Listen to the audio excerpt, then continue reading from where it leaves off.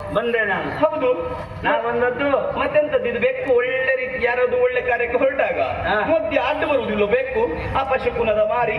ಆಯ್ತು, ಒಳ್ಳೆ ಕೆಲ್ಸಕ್ಕೂ ಅಂತ ಬೇಕು. ಮತ್ತೆಂತದ್ದ ಕೃಷ್ಣಯ್ಯ, ನಾವು ದಾರಿಯಲ್ಲಿ ಹೋಗ್ತಾ ಇರ್ತೇವೆ. ದಾರಿಯಲ್ಲಿ ನೇರ ಹೋಗ್ತಾ ಇರುವಂತಹ ಸಂದರ್ಭದಲ್ಲಿ ಬೆಕ್ಕು ಹೀಗೆ ಅಡ್ಡ ಬಂದ್ರೆ ದರಿದ್ರ ಬೆಕ್ಕು ಅಡ್ಡ ಬಂತು ಅಂತ ನಾವು ಹೇಳ್ತೇವೆ. ಅಪಶಕನ ಅಂತ ನೋಡು. ಆದ್ರೆ ಆಚೆ ಕಡೆಗಿದ್ದು ಬೆಕ್ಕಿ ಏನ್ ಹೇಳ್ತದೆ ಅಂತ ಗೊತ್ತಾ? ಏನು ಅದು ಹೇಳ್ಬೋದು. ಬೆಳಗ್ಗೆ ಬೆಳಗ್ಗೆ ತಿಂಡಿ ಹುಡ್ಕೊಂಡು ಹೊರಟಿದ್ದೆ, ಏನಾದ್ರು ಆಹಾರ ಸಿಗ್ತದೆ ಅಂತ. ನನ್ನ ಗ್ರಾಚಾರಕ್ಕೆ ಈ ದರಿದ್ರ ಮನುಷ್ಯ ಅಡ್ಡ ಬಂದ ಹೇಳಲಿಕ್ಕಿಲ್ವಾ? ಬೆಕ್ಕು ಹೇಳುದ? ಯಾಕೆಂದ್ರೆ ನಮ್ಮ ಲೆಕ್ಕದಲ್ಲಿ ನಾವು ಹೋಗ್ತಿದ್ದ ದಾರಿ, ಬೆಕ್ಕು ಅಡ್ಡ ಹೋಗ್ತದೆ ಅಂತ ನಾವು ಹೇಳ್ತೇವೆ. ಹೌದು, ಅದಕ್ಕೆ ಅದೇನೇ ದಾರಿ, ಅದು ಬೆಕ್ಕಿನ ದಾರಿ. ಹಾಗಾಗಿ ಅದು ಹೇಳ್ಬೋದು. ಆದ್ರೂ ಒಂದುಂಟು, ಏನು? ಯಾವುದಕ್ಕೂ ಮನೆ ಬೆಕ್ಕು ಬಂದ್ರೆ ತೊಂದರೆ ಇಲ್ಲಲ್ಲ. ನಾನು ನಿನ್ನೊಟ್ಟಿಗೆ ಮನೆ ಬೆಕ್ಕಿದ್ದಂಟಲ್ವಾ? ಖಂಡಿತ ಖಂಡಿತ. ಏನಾಯ್ತು ಈಗ? ಮತ್ತೌದಲ್ಲ ಅಲ್ಲ, ಒಳಗೆ ಚಾವಡಿಗೆ ಹೋಗಿದ್ಯಾ? ಹೌದು, ಹೋಗಿದೆ. ಕತೆ ಏನು ಗೊತ್ತಾ? ನೋಡ್ದೆ ನಾನು. ನೋಡಿದ್ಯಾ? ದೂರದಿಂದ ನೋಡ್ದೆ. ಪ್ರಕರಣ ಗೊತ್ತಾಯ್ತಾ? ಗೊತ್ತಾಯ್ತಾ? ನಿಮ್ಮ ಅಣ್ಣ ಹಾರ್ ಬೀಳು ನೋಡ್ದಾಗೆ ಲೆಕ್ಕ ಹಾಕಿದ್ದೆ ನಾನು. ಯಾವತ್ತೂ ಹೀಗೆ ನೋಡ್ಲಿಲ್ಲ ಮಾರಾಯ ನಾನು. ಒಂದೇ ರೀತಿ ಇಲ್ಲ. ಇಲ್ಲಪ್ಪ, ಇವತ್ತು ಬಹಳ ವಿಶೇಷ. ನಾ ಮುಂದೆ ಬರಲೇ ಇಲ್ಲ. ಅದ್ಯಾಕೆ? ನಾ ಹೆಜ್ಜಲ್ಲ, ದೊಡ್ಡವ್ರ ಮನೆ ವ್ಯವಹಾರ ಹಾಗೆ. ಮುಂದೆ ಬಂದು ಸ್ವಲ್ಪ ಹೇಳ್ಬೇಕಿತ್ತು. ಅಲ್ಲ, ಮುಂದೆ ಬಂದು ಹೇಳುದು ಬೇಡ, ಕಾಣಿಸ್ಕೊಂಡ್ರೆ ಅವರೇ ಹೇಳ್ತಿದ್ರು. ಏನು? ಇಷ್ಟು ಹಾಳಾಗ್ಲಿಕ್ಕೆ ಕಾರಣ ಅವ ಬಿಟ್ಟರೆ ಬೇರೆ ಯಾರೆಲ್ಲ ಅಂತ ನನ್ ತೋರಿಸ್ತೀನಿ. ಓಹೋ, ಈ ದೊಡ್ಡವರೆಲ್ಲ ಹಾಗೆ ಮಾಡ್ತಾರೆ. ಈ ಒಳ್ಳೆ ಮಕ್ಕಳೇನಾದ್ರೂ ಒಳ್ಳೇದು ಮಾಡಿದ್ರೆ, ನಮ್ಮ ಮಗ ಪರೀಕ್ಷೆಯಲ್ಲಿ 100ಕ್ಕೆ 100 ತೆಗ್ದಿದ್ದ ಅಂತೂ ಅದೇ ಅವ ಉತ್ತೀರ್ಣ ಆಗದೆ ಹೋದ್ರೆ ಅವನು ಒಳ್ಳೆಯವನೇ. ಆ ಒಟ್ಟಿಗಿದ್ದವನು ತೆಗ್ದಾಕ್ತವ. ಆ ಮಕ್ಕಳ ಒಡನಾಟದಿಂದ ಕೆಟ್ಟೋದ, ಅದಕ್ಕೆ ಮುಂದೆ ಬರಲೇ ಇಲ್ಲ. ಹೌದಾ? ಈಗ ಆದ್ರೂ ಅಡ್ಡಿಲ್ಲ. ಆದ್ರೂ ನೋಡು, ಎಡಗಾಲಿಯಿಂದ ಜಾಡಿಸಿ ತುಳಿದನಲ್ಲ, ಅದು ಮನಸ್ಸಿಗೆ ಬೇಸರವಾಯಿತು. ಅದು ಒದ್ದದ್ದು ಅಂತ ಆದ್ಮೇಲೆ ಎಡ ಆದ್ರೇನು ಬಲ ಆದ್ರೇನು ಅಲ್ಲ, ಆದ್ರೂ ಕನಿಷ್ಠ ಶ್ರೇಷ್ಠ ಅಂತಿಲ್ವೇನ? ಸುಮ್ಮನೆ ಇಲ್ಲ. ಅವ್ನು ಹೇಳಿದ ಅಣ್ಣ ಹೇಳ, ನನಗೊದೆಲ್ಲ ಗೊತ್ತಾಗುದು. ಅಣ್ಣ ಹೇಳಪ್ಪ. ಅವ್ರು ಕೂಡ ಒಂದು ಮಾತು ಹೇಳ್ಬೇಕಿತ್ತು. ಏನು? ಹಾಗಿದ್ರೆ ನಿಮ್ಗೆ ಎಡಗಾಲ ಕನಿಷ್ಠ ಅಂತ ಅದು ಕಡ್ದೇ ಬಿಡು ಹೊರಬೇಕಿತ್ತು. ಅಲ್ಲ ನೋಡು, ಸೂಕ್ಷ್ಮ. ಅದು ನೀ ಅಲ್ಲ, ಕಡ್ದಿದ್ರೆ ಜೀವಮಾನಿಡಿ ಮತ್ತೊಂದು ಕೋಲ್ ಕೊಟ್ಟುಕೊಂಡೇ ಹೋಗ್ಬೇಕು. ಬಿಟ್ಟರೆ ಅಲ್ಲಿ ಶ್ರೇಷ್ಠ ಕನಿಷ್ಠ ಬರ್ತದ. ಅಲ್ಲ, ಶ್ರೇಷ್ಠ ಎಡ ಬಲ, ಆಗ ಶ್ರೇಷ್ಠ ಕೈಲಿ. ಹೌದು, ಸೂಕ್ಷ್ಮ. ಈ ಪ್ರಪಂಚ ಹಾಗೆ. ನಾವು ಬಲಗೈ, ಎಡಗೈ ನಮಗೆ ತಾತ್ಸಾರ, ಈ ಬಲಗೈ ಊಟಕ್ಕೆ, ಅದು ಮತ್ತೊಂದಕ್ಕೆ ಕಲ್ಪನೆ. ಇನ್ನು ಕೆಲವ್ರದ್ದು ಒಂದು ಕ್ರಮ ಇರ್ತದೆ. ಎಡಗೈಯೇ ಇರ್ತದೆ ಪ್ರಧಾನ ಅವರಿಗೆ. ಹೌದು, ಅವನಿಗೆ ಹೇಳುವುದಿಲ್ವಾ? ಆಗ ಅವ ಎಂತ ಮಾಡ್ತಾ, ಊಟವೇ ಎಡಗೈದು ಮಾಡ್ತಾ. ಹಾಗೆ ಮಾಡ್ತಾ ಅಂತಾದ್ರೆ ಯಾವ ಕೈ ಪ್ರಧಾನ ಆಗ? ಅಲ್ವಾ? ಅಲ್ಲ, ಇಂಥದ್ದು ಪ್ರಪಂಚದಲ್ಲಿ ಬಾಳುಂಟು. ಹೌದು, ನಮ್ಮಂತವರೆಲ್ಲ ಮಾತಾಡೋ ಸುಖ ಇಲ್ಲ. ಆ ದೊಡ್ಡವ್ರು ಮಾತಾಡಿದ್ದಕ್ಕೆ ಬೆಲೆ. ಹೌದಾ? ಈಗ ನೀವು ಹೊರಟದ್ದು ಹೆಂಡತಿ ಮನೆ ಹೊರಟೆ. ಹೆಂಡತಿ ಮನೆ ಮತ್ತೆ ಆಯ್ತಾ? ಕೃಷ್ಣ ಇಲ್ವಾ? ಏನು? ನೀನ್ ಮತ್ ಮಾತಾಡು. ನಾನು ಹೆಂಡತಿ ಮನೆ ಹೋಗ್ಬೇಕು. ಮತ್ತೆ ಮಾತಾಡುದಲ್ಲ, ಹೀಗೆ ಮಾತಾಡು. ಏನು? ನಿನ್ನ ಹೆಂಡತಿ ಮನೆಗೆ, ಸತ್ಯಭಾಮೆ. ಸತ್ಯಭಾಮ ಅಮ್ಮನ ಮನೆಗೆ. ಹೌದು, ಅಲ್ಲೋಗ್ತೀಯಾ? ಹೊರಟೆ ನಾನೀಗ. ಇದು ನಾನು ಬರ್ತೇನೆ. ನೋಡ್ ಮಿತ್ರ, ಏನು? ನನಗೆ ಮಿತ್ರ ಅನ್ನುವಂತಹ ಪ್ರೀತಿ ಉಂಟು. ಹೌದು, ಮತ್ ಸೊಲುಗೆ ಹೆಚ್ಚಾಗಬಾರ್ದು. ಯಾವತ್ತೂ ಇಲ್ಲ. ಎಂತ ಅಧಿಕ ಪ್ರಸಂಗ ಇದು? ಯಾವ್ದು? ನಾನು ನನ್ನ ಹೆಂಡತಿ ಮನೆಗೆ ಹೋಗ್ತೇನೆ ಅಂತೇಳಿ ನನ್ನ ಹೆಂಡತಿ ಮನೆ ನೀನೆಂತದ? ಬರುದಿಲ್ವ? ನಿನಗೆ ಬರಲೇಬಾರ್ದು. ಯಾಕೆಂದ್ರೆ ನಿಮ್ಮ ಸ್ಥಾನ ಬೇರೆ, ಯೋಗ್ಯತೆ ಬೇರೆ, ನಾವು ಯಾರು ಅಂತ ನಂಗೂ ಕಲ್ಪನೆ ಉಂಟು ಮಿತ್ರ. ಅದೆಲ್ಲ ವಿಷಯ. ಈಗ ನಾನು ನಿನ್ನ ಹೆಂಡತಿ ಮನೆಗೆ ಬರ್ತೇನೆ ಅಂತ ಯಾಕೆ ಹೇಳಿದೆ? ತಪ್ಪಲ್ವಾ? ಅದರಲ್ಲಿ ಉಂಟ ಮತ್ತೆ ಪ್ರಶ್ನೆ ಉಂಟಾ? ಕೃಷ್ಣಯ್ಯ, ನಿನ್ನ ಹೆಂಡತಿ ಹೀಗೆ ಮಾಡಬಹುದೇನೋ? ನನ್ನ ಹೆಂಡತಿಯ? ಹೌದು. ಏನ್ ಮಾಡಿದ್ನ? ನಂಗೆ ಅವ್ರ ಮೇಲೆ ಬಹಳ ಅಭಿಮಾನ. ಯಾರು? ಸತ್ಯಭಾಮೆ. ಆದ್ರೂ ಅವ್ರು ಇಂಥ ಅನ್ಯಾಯ ಮಾಡಬಾರ್ದಿತ್ತು. ಏನ್ ಮಾಡಿದ್ದ? ನಿನ್ನ ಹೆಂಡತಿ ನನ್ನ ಹೆಂಡತಿ ಇಟ್ಕೊಳ್ಳುವುದೇನಾ? ಬೇಡ್ದಿದ್ದೆಲ್ಲ ಮಾತಾಡ್ಬಿಡುವ. ಏನು ಗೊತ್ತಿಂತ ಅವಳು ಹೇಳ್ಬೇಡ ನೀನು. ಎಂತಗ? ನಿನ್ನ ಹೆಂಡತಿ ನನ್ನ ಹೆಂಡತಿ ಅಂತ ಹೌದು, ಇಟ್ಕೊಂಡಿದ್ದು. ಸುಮ್ಮನೆ ಬೇಡ್ದಿದ್ದ ಬೇಡದಲ್ಲ. ಈಗ ನೀ ನನ್ನ ಇಟ್ಕೊಳ್ಳಿಲ್ವಾ?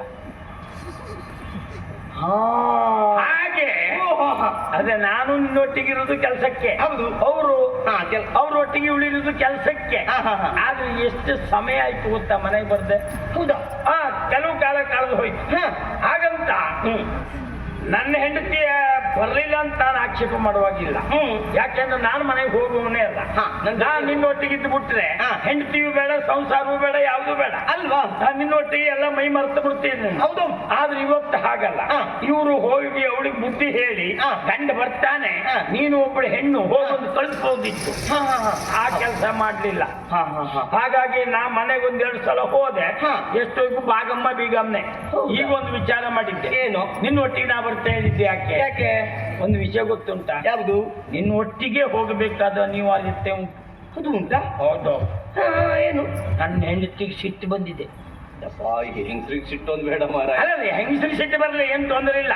ಅದು ಹೌದಾ? ಹಾ, ಬರ್ಲಿ ಬರ್ಲಿ. ನಿನ್ನ ಹೆಂಡತಿ ವಿಶೇಷ ಎಂತದ್ದು? ಹೆಂಡ್ರಿಗೆ ಸಿಟ್ಟು ಬಂದ್ರೆ ಹೋಗುದು ಪಾತ್ರೆ ಪಗಡೆ ಮೇಲೆ ಬಿಟ್ಟರೆ ಎಂತದ್ದು ಇಲ್ಲ. ಹೌದಾ? ಅದು ಅಷ್ಟ ಗಂಡಸಿಗೆ ಅಲ್ವಾ? ಅದ್ ನಷ್ಟ ಉಂಟು. ಆದ್ರೂ ನಮ್ಮ ಹೆಂಡತಿ ಸಿಟ್ಟು ಬಂದ್ರೆ ಆಗಲ್ಲ. ಮತ್ತೆ ಏನು? ನನ್ನ ಮೇಲೆ. ನಿಂಗೆ ಅರ್ಥ ಆಗ್ಲಿಲ್ವಾ? ಇಲ್ಬಾರ್ದು. ಸಂಗಪ್ಪ, ಏನು ವಿಶೇಷ ಉಂಟು ಅಂತ? ನಾನು ನಿನ್ನೊಟ್ಟಿಗಿದ್ಲೆ ಕೆಲವು ದಿವಸದಿಂದ ಹೌದು? ಮನೆ ಕಡೆ ಹೋಗ್ಲಿಲ್ಲ. ಇಲ್ಲ? ಅಪರೂಪಕ್ಕೊಂದ್ ದಿವಸ ಮನೆ ಕಡೆ ಹೊರಟೆ. ಹಾ. ಹೋಗುವಾಗ ನೋಡ್ತೆ ಮಾರಾಯ, ಹಾ. ನಮ್ಮ ಮನೆ ಹೊತ್ತತ್ರ ಹೋದಾಗ ಹಾ. ನೆಂಟರು ಸಿಕ್ಕುದು. ಹೋ ಹೋ ಹೋ ಹೋ ಎಲ್ಲಿಗೆ ಹೊರಟ್ರಿ ಕೇಳ್ದೆ. ಎಂತ ಮನುಷ್ಯ ಮಾರಾಯ, ನಿಮ್ಮನೆಗೆ ಬಂದದ್ದು. ನೀ ಎಲ್ಲಿಗೆ ಅಂತ ಕೇಳ್ತಿಲ್ಲ ಅಂದ್ರ ಆಗ ನಮ್ಮ ಏನ್ ಮಾಡ್ಬೇಕು ಅಂತ ಗೊತ್ತಾಗಿಲ್ಲ. ಸರಿ. ಅಲ್ಲಿಗೆ ಹೇಳ್ದೆ, ನಂಗೆ ಗೊತ್ತಿತ್ತು ಬೇಕು ಅಂತಲೇ ಹೇಳ್ದೆ ಅಂದೆ. ಅಲ್ಲೇ ಬುದ್ಧಿವಂತ. ಮರ್ಯಾದೆ ಇರಿಸ್ಕೊಳ್ಳಿ. ಆ ಮಟ್ಟಿ ಮೆಚ್ಚಬೇಕು. ಹಾಗೆ ಮನೆಗೆ ಅವ್ರನ್ನ ಕರ್ಕೊಂಡು ಹೋದೆ. ಹೋಗಿ ನೋಡ್ತೆ ಮನೆ ಹೊರಗೆ ಇವ್ರು ಗುಡಿಸ್ತಾ ಇದ್ಲು. ನನ್ನನ್ನ ಕಂಡದ್ದೇ ತಡ ಮಾಡ್ಲಿಲ್ಲ. ಏನ್ ಮಾಡಿದ್ಲ? ಕೈ ಬಳೆ ಸೇರಿಸಿದ್ಲು. ಆ ಸೀರೆ ಸೆರಗಿ ಸೆಕ್ಕಿ ಆಗ ಲೆಕ್ಕ ಹಾಕ್ದೆ ನಾನು. ನನಗೆ ಗೊತ್ತಾಯ್ತು. ಎಂತ ಅಂದ್ರು ನಮ್ ಗ್ರಾಚಾರ ಕೆಡ್ತು ಅಂತ. ಅಲ್ಲ, ಗಂಡ ಅಪರೂಪಕ್ಕೆ ಬಂದಿದ್ದಾರೆ, ಅವ್ರು ಸತ್ಕಾರ ಮಾಡ್ಬೇಕು ಅಂತ ದೊಡ್ಡ ಬಿಡಿಯಲ್ಲ ಓಡಿ ಏನೆಲ್ಲ ತರಬೇಕು ಅಂತ ಹೋದ್ರೇನು? ನೀ ಸುಮ್ಮನೆ ಇಲ್ಲೋದ್ ಹೇಳ್ಬೇಕು. ಏನು? ಬಳೆ ಮೇಲೆ ಸೇರಿಸಿದ್ರೆ ಹೆಂಗಸರು, ಆಗ ನೀ ಜಾಗ್ರತೆ ಮಾಡ್ಬೇಕು. ಹತ್ರ ಹೋಗ್ಬಾ.